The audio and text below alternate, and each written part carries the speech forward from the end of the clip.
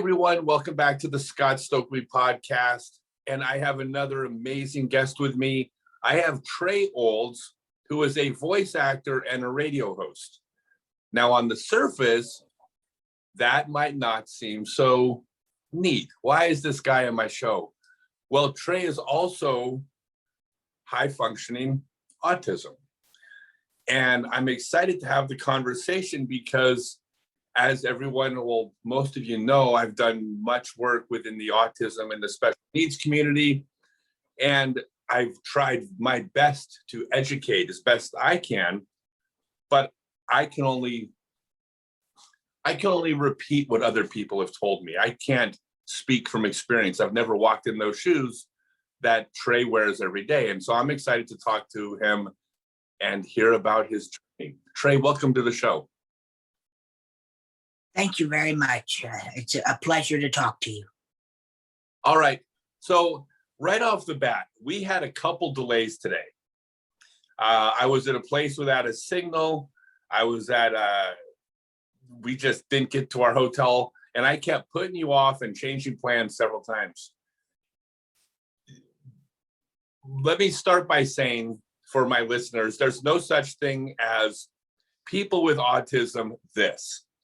There's no rule that applies to everybody, but there are things that are common, and one of them is a breaking of a routine and interrupting consistency. Was that difficult today when I kept postponing for you? Yeah, a little bit. I'm used to a routine. I'm a time stickler. I have to have everything on a certain time, but it wasn't a problem really. No. Okay. That was the first thing I thought about. Was I was hoping I wasn't just ruining your night. Okay, so I want to start with you. Let's go back to the early days. When were you first diagnosed as being unique?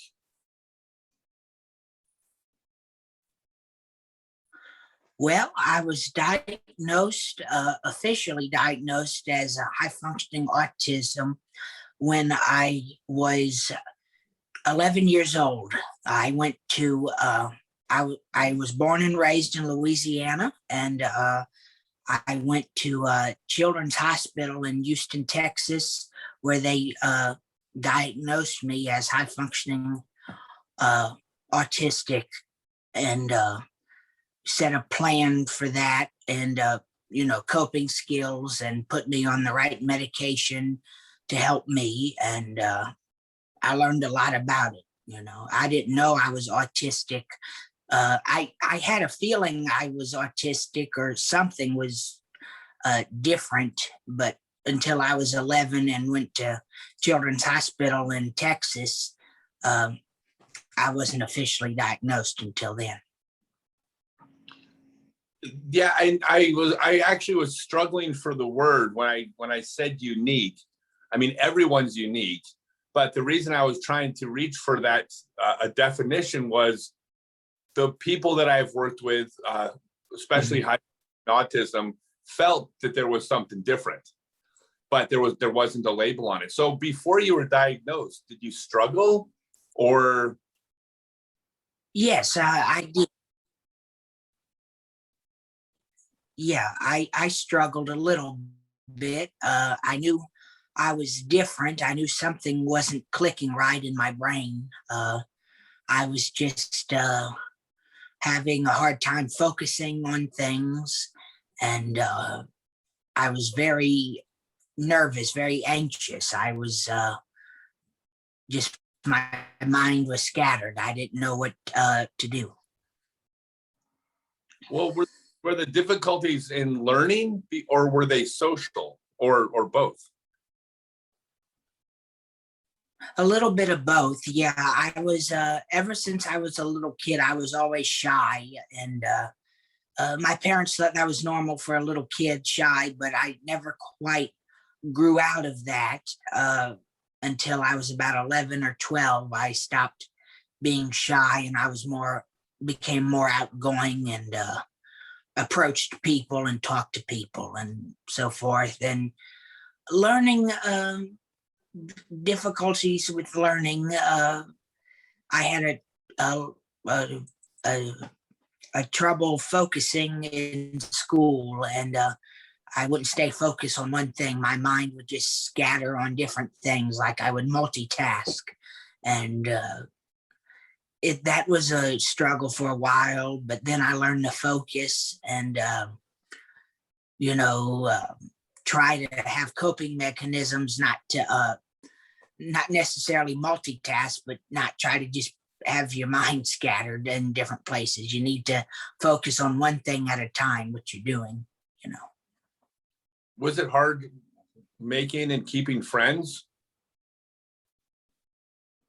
Yeah, for a while when I was in elementary school and junior high, middle school, I had a tough time making friends because it's difficult when you are different from others or have a mental health diagnosis. It doesn't click right with others right away, and people I've learned in life, people are just very judgmental, and I don't mean that in a bad way. People are just naturally curious and naturally inquisitive, and so it was an interesting experience, and of course I got through it, and I stay positive, and I always look forward to a challenge, so it's fun. Did you share your diagnosis with other kids, or was that something you kept to yourself? Well, I shared it. I let people know because I thought it would help me. Maybe I find other people that had autism like me and made friends, and that happened quickly. I wasn't really bullied for my diagnosis. I found a group of other kids my age in school who had autism or similar disabilities, and that kind of lightened up my viewpoint and my day. I found other people like me. Like, I thought I was the only one, but that wasn't the case. When you were younger, did they call it autism by then? Because when I was younger, it wasn't autism. I mean, it was, but it was called different things. Yes, it was called autism, but they had different names for it. It was like behavior disorders. They had different, like, it was, my diagnosis was PDDNOS. It's behavior dysfunctioning disorder. It's a long name, but it's now with all the research, it's categorized as high functioning autism. So was the high functioning autism called Asperger's at any point, or was that considered different? Yes, it was called Asperger's. Not when I was first diagnosed. It was called what I said, that long name. And then as the years went by, I saw other doctors and they start calling it Asperger's syndrome, and which is, I think, the common term now for it. And yeah, they called it that, or high functioning autism. And there's different forms of autism. It's a big spectrum, high functioning, low functioning, and there's some people that are in the middle of the spectrum. Yeah, in my travels, I found it was interesting is that certain places call it Asperger's, but then other places are rejecting that term and are just saying it's on the autism spectrum. But then it seems to be depending on who you talk to. Yeah, that's my experience. It depends on who you talk to. Yeah. When you told people you had autism, there's stereotypes that come with it, right? yeah, there is a lot of stereotypes, and a lot of people these days refer it to. There's a movie called Rain Man, and the guy in that movie had autism, and they referred, people who didn't really know about it would refer to that movie, and he kind of had a struggle with autism, the character in the movie Rain Man, and so people will refer to that. Uh, so it was interesting, and I was always I was shy at first, but then I became very sociable, and I would always speak out against bullies or people that didn't really understand autism. I would try to educate them or give them tips or advice how to approach people with autism, and tell them that it is a real diagnosis, because some people don't believe that autism is a real a diagnosis. As far as the stereotypes, I think my favorite expression, and I'm thinking you probably have heard this also, but my favorite expression I heard was, if you know one person with autism, you know one person with autism, because the stereotypes don't apply. So I've always heard that when someone says, I mentioned I work in the autism community, someone will always say something like, "Oh, that's great, they're so good at math." And my answer is, just like the real world, some are terrible at it. It's just like people, right? Definitely. I can attest that I'm not good with math. I was more with English and literature. I studied that in junior high and high school, and I was more of a theater kid and drama kid, and literature and poetry and all that. And I did sports for a while in high school. Not actually doing them. I was the football manager for football, and I did help out with basketball and golf and tennis, all that, and that's fun. You met a lot of different people with different interests, but everyone is not the same, and that's what makes the world interesting. You could not say that any better than you just did. Did you go to college after high school? No, I didn't go to college. I thought about it a few times, but I got busy with my radio show and theater acting, and that's just taken up most of my time. So I really don't have time to go to college, and I may go in the future, or I may not. It's always something that can be pursued. Have you found as you've gotten older that people are more understanding or less ignorant, or are people just people? Well, both ways. I mean, people are people, you said it right. People are people. There's always going to be doubters and people that just won't like you in the world. And it's you have to get used to that. You can't please everybody, and don't try to please everybody, because that will just ruin your viewpoint on life and just get you in a negative mood.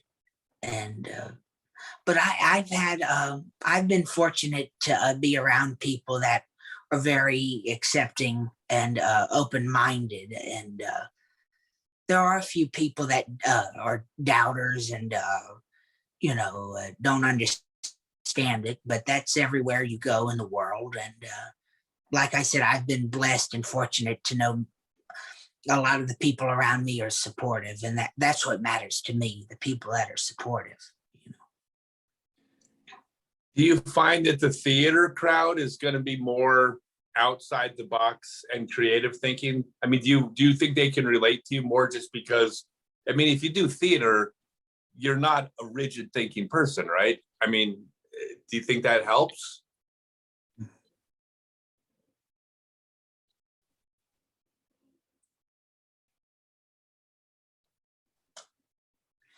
Yeah, absolutely. I started doing theater when I was in junior high, when I was in about sixth or seventh grade. And there was a lot of other people with autism that did theater as well.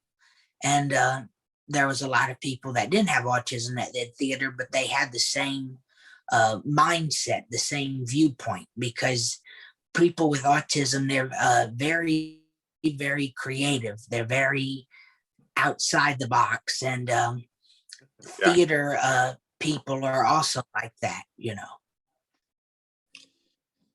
How did you overcome being shy? Because getting past social anxiety for someone without autism and getting up on stage could be almost impossible. But then you're adding a whole nother layer of a challenge to this. What did you do to get past this? I mean, that seems amazing. Yeah, I was very nervous when I started doing theater. It was something I always wanted to do in the back of my mind. I always found theater interesting and acting very interesting. And I wanted to do it. I didn't want my autism to stop my one of my dreams, you know. And so I pursued it and kept pushing past the challenges. And I remember the first time I got on stage, it was for a play in junior high. And I got on the stage, and before I got on stage, they had the teacher, and he could tell I was very nervous. And he said, I can tell this is a dream you want to, this is one of your dreams you want to pursue. You have the passion in you. I can tell you have the desire to do acting.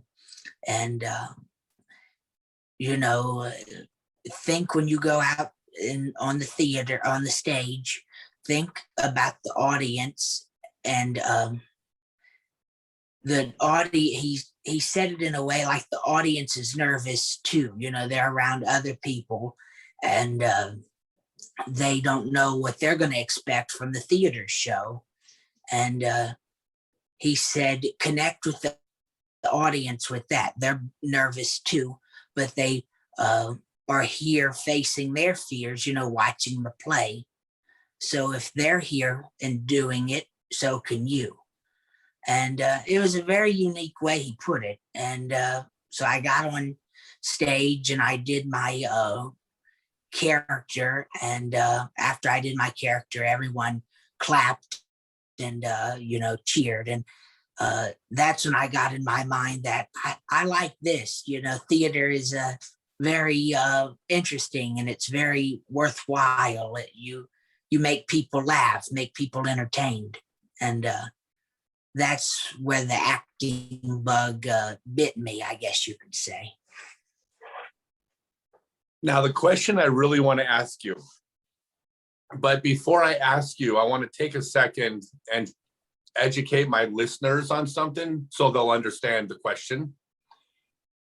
One of the common things in the autism community, especially as it affects social anxiety, is something called scripting. And this is where many people with autism will rehearse in their head the dialogue that will take place in certain scenarios. That way, when they get into a situation, they're prepared on how to answer. It's a way of dealing with anxiety and preparation for it. And it's called scripting because it's like reading scripts in your head. First off, I want to know, is that something that you do? But then second, is there any similarities between scripting, if you do it, and what you do on stage? Sorry, long question. But is scripting something that you do to deal with social anxiety? Absolutely. I've done that since I was diagnosed with autism. I play every scenario you can think of, and I replay it over and over in my head. And I get comfortable with one that is appropriate for each situation, and that helps me. It coaches my brain, and then that also helps with the theater part of acting, because when you read a script in acting, you have to memorize it. You can't bring the script on the stage with you. You have to memorize it, and I memorize it with certain keywords that I can associate with it in my mind, and I replay it over and over and over until I'm confident enough that I have it down pat. And it's a very interesting way of thinking and a way of doing things. And most people probably think it's unusual, but it helps me a lot. It does. Well, I don't think it's unusual for actors. I mean, that's what actors do. It seems interesting that it's something you've done your whole life translates so naturally. So now the other question then is, have you ever done improv? Yes, I did. I've done a little bit of improv. I'm still learning that. And I tell people that if you want to get into acting, there's always, and this can be said in life in general, there's always room to learn. You never stop learning. Even if you're 90 years old, you're always going to learn something new, and you never stop learning. And but I've done improv, and I've had situations in theater, and I do voiceovers as well, narration and stuff. And they give you, the casting director or the director gives you something. It's just one word of something, and you improvise on it. Like there was one I had to improvise. He gave me it was a narration, and it was a Western, like cowboys, and he gave me a word for it. And I just went off on this monologue about Westerns and cowboys. And the director said, that's great, he said, cut, we've ran out of tape, stop. I was getting into it. And it was fun. And I like improv. It's very interesting. It's method acting. It's very enjoyable once you know how to do it. So scripting works well when everything goes well. Have you been in a situation where things didn't go well? For example, if another actor or actress screwed up a line, or something broke or fell, or someone didn't hit their cue. Have you been in a situation where you had to not use your scripting in front of an audience? Because that would terrify me. Yeah, that's happened to me one or two times, not many. Most of my acting jobs have been successful and no hiccups in it, but there's come a few times where the casting director, he doesn't give you a lot of direction for this character, and you kind of have to use your imagination a little bit, and work with the director and the other actors. And that happens if another actor messes up their line, or it's happened to me where I've messed up my line and you have to go back and redo it. And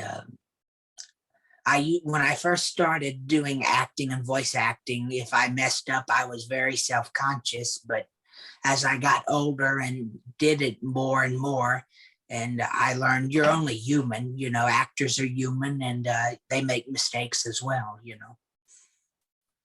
Do you do mostly stage, or do you do film and television and everything?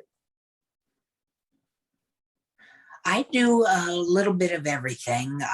My background mostly is theater and radio voiceovers and narrations, and but I've done two or three independent films with small, independent films with universities and theater departments and independent directors, filmmakers, and but I've mostly done my radio show, and I've done a few other guest spots on radio shows, and I was a guest host for a radio show.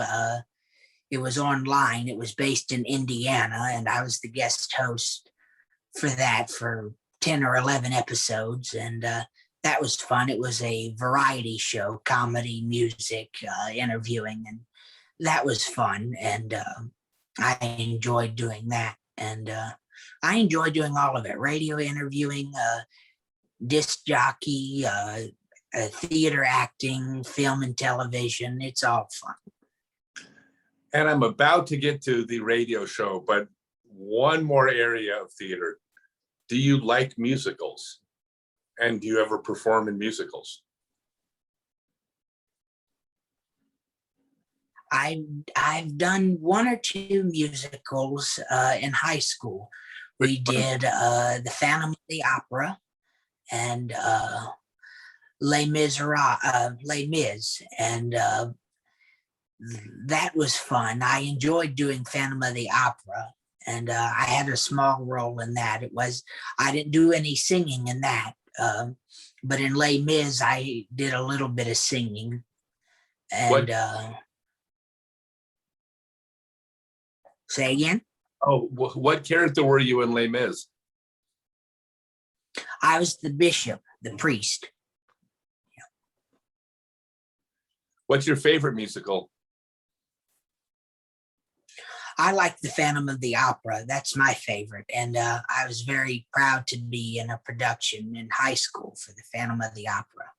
Yeah.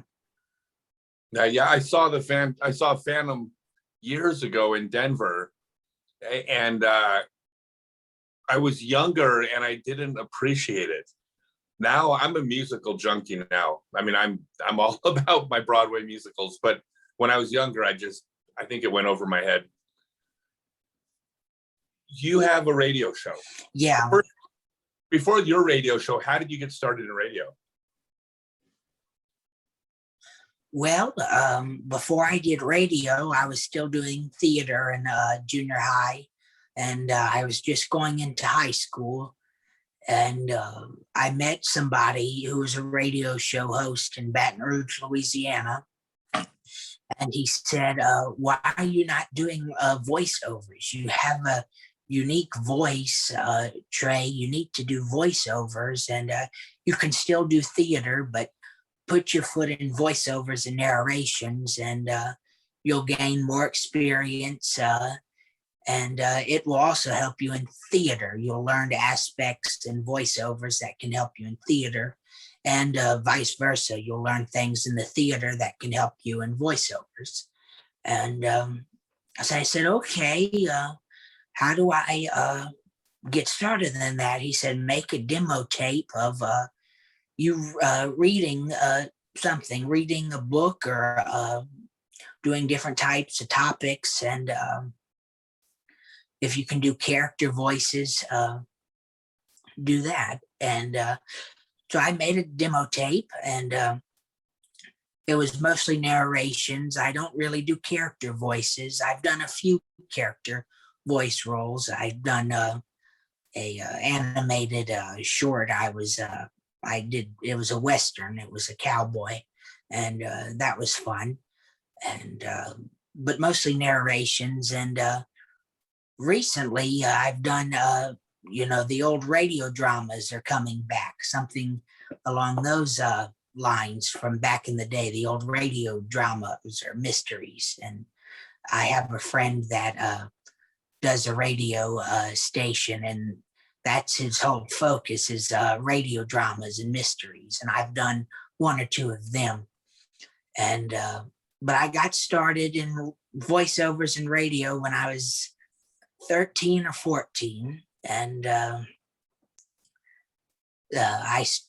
for the first 2 years of I was a disc jockey. I started my own radio show or podcast, and I played music. I did country, rock and roll, jazz, any kind of music. And then in 2015, I wasn't necessarily getting tired of doing music, but I wanted to do something different because I saw other people do different things, and I was thinking of what's the different thing I could do, and I said, well, interviewing, that might be fun. I've seen television shows interviewing actors and musicians and writers, and maybe I should give that a try, and it will give me some experience if I interview actors who's been in the industry a long time than me, and I can add that to my experience in theater and voiceovers. So I did that, and my first guest for interviewing was the guy who got me started in voiceovers, the disc jockey in Baton Rouge, Louisiana. And after that, I approached more actors, or I went through their talent agents or managers, and I've interviewed some big names. I've interviewed Ed Asner, Marion Royce, Joan Van Ark, and a few others, some singers, George Galfo of the Mystics, Jimmy Chappell, Ayla Brown, and then some writers. And I've done a few directors, I've done a few sports stars, I've done a few musicians and producers, and I cover it all from entertainment, sports, and journalism and broadcasting. And it's been a fun venture for me. I enjoy it. Is this on the radio show, or you said podcast?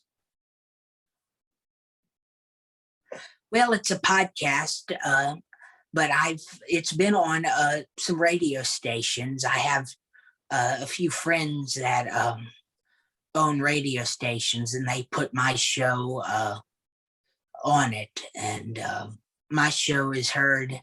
It's the internet, so it's everywhere. It's on YouTube, Facebook, Spotify, Apple iTunes. I've had people from around the world all over reach out to me, from Australia, Canada, England, and all over the US. And I've had positive feedback. I love your show, and could you, do you take requests? Like, can I request an actor if you can get a hold to interview? And I said, sure, that can be interesting. And when I did the disc jockey work, they would send in requests for songs, and that was interesting and fun. You're in Mississippi, right? Yep. Mm-hmm. Have you heard of the sport of disc golf?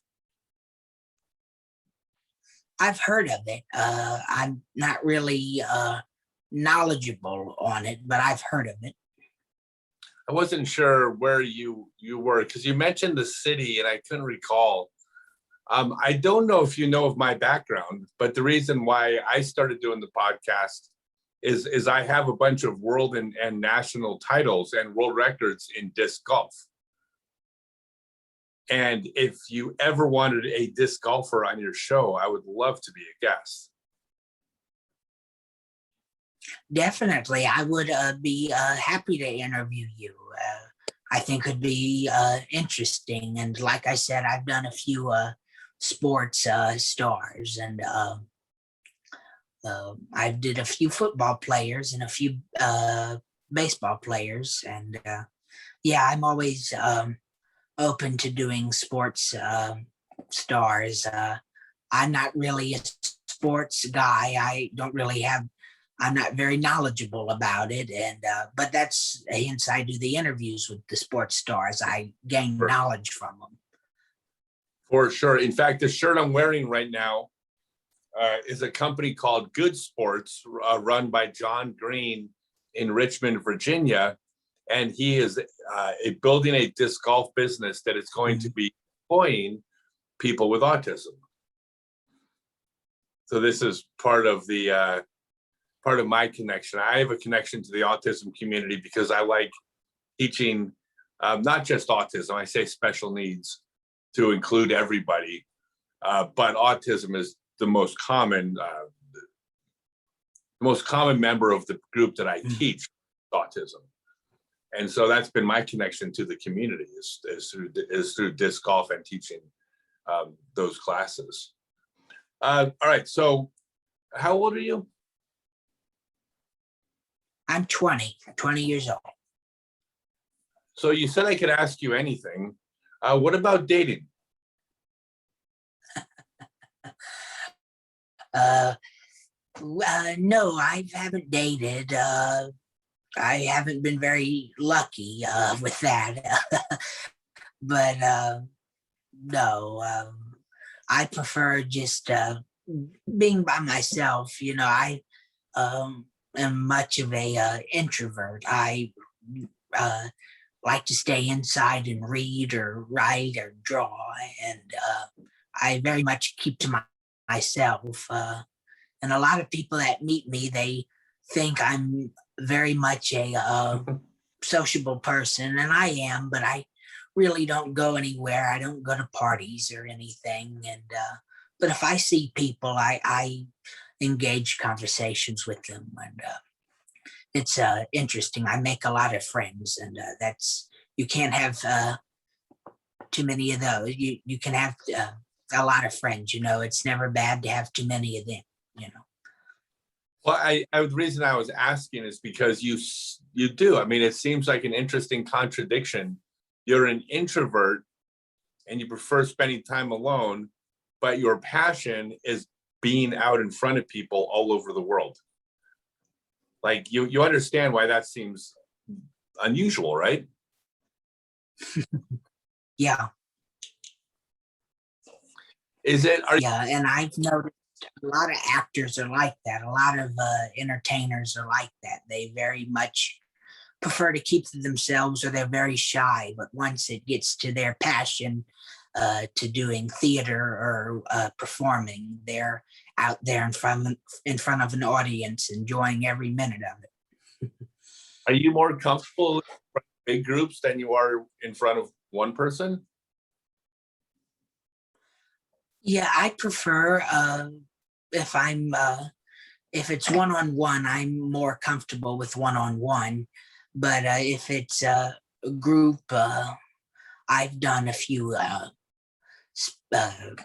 not motivational speaking, but I have spoken at a few conventions or little parties or whatever for it was a theater party, and it was a small crowd, probably about 50 people or so, and it was interesting. I was nervous to go up there and talk to people about my career and my life, and but once I started talking and got in rhythm, it came naturally, you know, because I come from the theater background, and you know, I applied that mindset to that, you know. I think it's interesting. You talk about speaking in front of groups. I've spoken about autism to many small groups, and I do a lot of things on social media and the internet about it. And a couple of years ago, I was approached by a large organization in Michigan to come up and speak about autism. And I had to explain to them, I am not qualified for this. I have a very small window from a little bit of experience, which means I know more than some people, but a lot of people know more than me. And I said I was flattered. I said, but you're asking the wrong person. I'm not qualified to speak to an auditorium full of people on this topic. And is that something you've thought about doing though? Because being able to Yeah, I've something that's, you have that ability, like there's a window to that. I mean, you know, Temple Grandin. mhm, Yeah. yeah, And absolutely. yeah, of course. And I have an email from her. She sent me an email once, which I've saved. It might have been from her assistant, but it's signed Temple Grandin, so I saved it. I pretend it's her. But the thing that she's do is it's a window. It's a window into the mind that is different than most of the people in the audience. And your ability to speak in front of a group of people comfortably makes you unique. I think this is something you would be very good at. Yeah, I've thought about motivational speaking, and I have a friend that is a motivational speaker in California, and he said, "Trey, you need to, yeah, if you want a bigger audience or expand your business and career, I would consider motivational speaking, and I can help you set that up. It would be a big auditorium, and I can gather people for you. Could be hundreds or thousands of people." And when he said thousands, I'm like, I don't know about that. I've talked to a small number of people in groups. I don't know if I could do that. It would be interesting. I would never say never, and I've had friends tell me, you should write a memoir, a book about your career and life with autism. It would sell very well. And I've thought about writing a book, and it's crossed my mind a few times because I write too. I've wrote a few screenplays for independent productions, and one or two screenplays for theater. And so, yeah, I have that, knack for writing. And uh, so it's crossed my mind about speaking, motivational speaking, or writing a book, getting my story around. Can I tell you why I think you would be good at it? Sure, sure. The thing that I think is so impressive to me, and this again, I don't want to generalize, but in my experience working in the community, one of the challenges in the communication that I face when talking to people with autism, even high functioning autism, is that they can speak about autism, but then there's a little disconnect from the way the world works. And the rest of the neurotypicals, whatever word you want to use, we understand how the world works, but we don't understand how autism works. And just listening to you talk for the past half an hour, you understand autism from your experience, but you keep saying things over and over again that shows a connection to how the rest of the world is also existing with your autism in it. Does that make sense? Like, I think you understand both sides, and I don't think that's very common. And I think that gives you the ability to, I wouldn't even say motivational speaker, I would say educational speaker. I think you can educate people because you understand both worlds. And I think that's very rare. That's just my opinion, but I think there's a future in it for you if it's something that you enjoy. Yeah, I've thought about it. Speaking, it'd be something interesting to add to my resume, and because I'm already an actor, a writer, radio show host, and it'd be interesting to put educational speaker or motivational speaker. Every public speaker has to be an actor also, because if you're just giving information without performing, it's boring. There's acting and performance involved in all speaking. Yeah, I think we just figured out your next career move. I'll come. I'll tell my audience about it. Now, you're in Mississippi. Does that limit your ability? I mean, obviously not with your podcast. Podcast doesn't matter where you are, but is this something where you're going to have to move if you want to pursue your career, or is this something you think you can always do from your home base?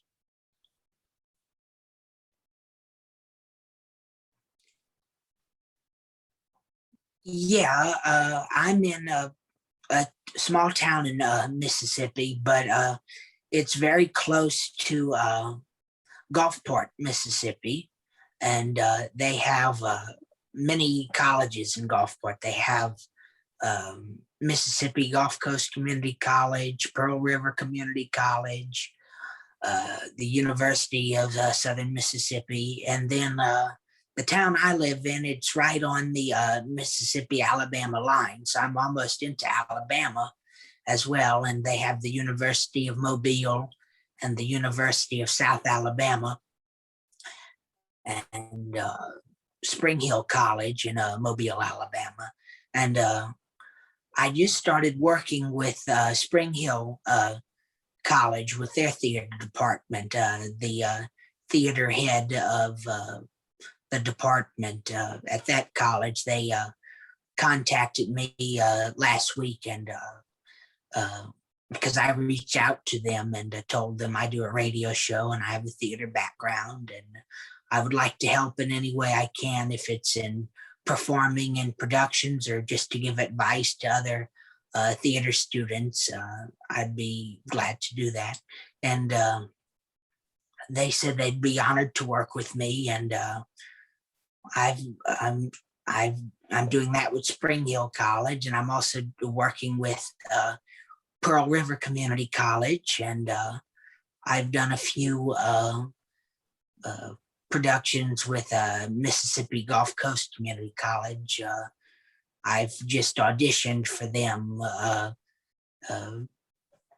but I haven't done really any solid productions, but I've done a lot of auditions with them, and that was fun.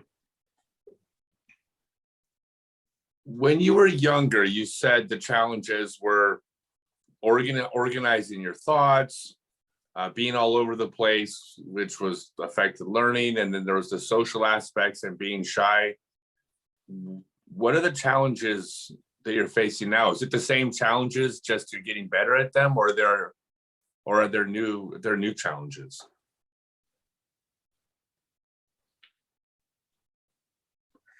It's the same challenges.